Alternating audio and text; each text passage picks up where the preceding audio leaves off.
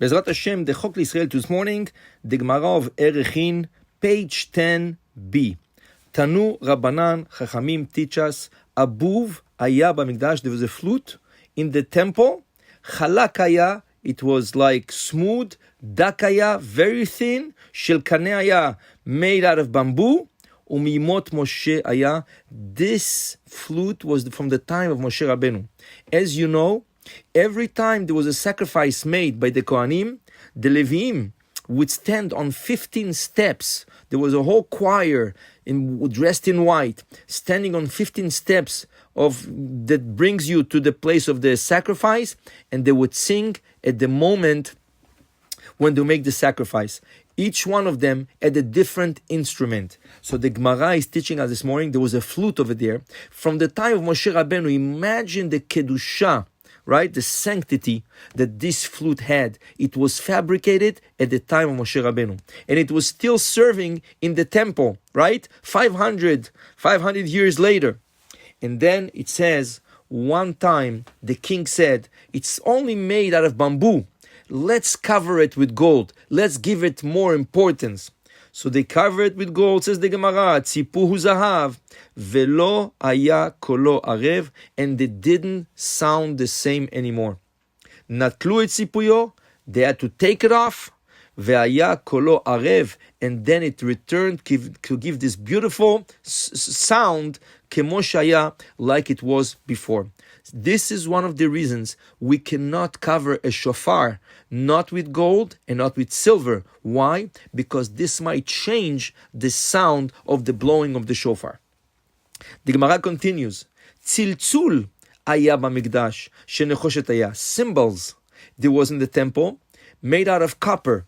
Vaya kolo arev, it had a beautiful sound coming out of it.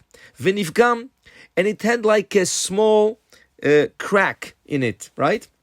And Shalchu Chachamim sent to bring artisans, special people to know how to repair such a musical instrument from Alexandria shel Mitzrayim, from Egypt, from the city of Alexandria, V'tiknuhu, and they fixed it. It was a whole art to fix it. But after fixing it, Velo aya kolo arev, the cymbals didn't have this beautiful sound as before. They had no choice but to take off the part that they repaired. And it was a little bit fractured over there. Vaya kolo arev kmo shaya, but it returned to play this beautiful sound like before. Machteshet Aita b'mikdash shenechoshet aita.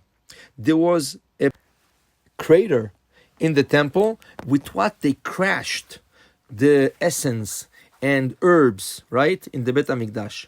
And it says, and it was Mimot Moshe aita. This crater was there from the time of Moshe Rabbeinu. Vaita mefatemet et besamim, and it used to crash the essence and the herbs, right? Nitpagma, the crater got like a small dent in it, and they wanted to fix it. V'viu umanin me'Alexandria shel Mitzrayim v'tiknua. They brought artisans, they brought special people who knew how to repair it, and they brought it from Egypt, from the city of Alexandria, and they fixed it, right? They repaired it. Velo aita mefatemet kmo shaita. It wouldn't crush the herbs the way it used to do it before. So they had no choice, and they had to take off the repair, and it went back, right, to crush the essence and the herbs the way it was done before, right? And it says over here, what do we see? What do we learn from this? Things that have certain kedusha, even if they're old, even if they're a little bit broken, today in the world, what do? Every time something breaks a little bit, it serves still the purpose, but it's not nice as before, so right away we want to change.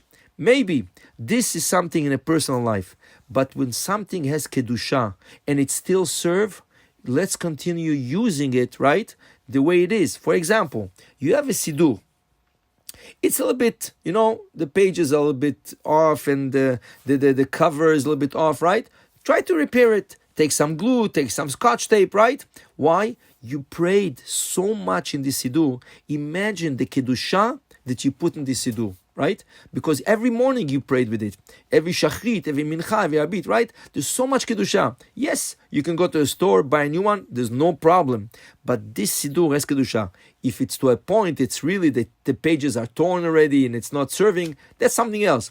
But if you can still use it, continue using it. It's full of kedusha. Your prayers are into this book. That's why they say the Chafetz Chaim used to pray in the book of Tehillim that his mother used to pray.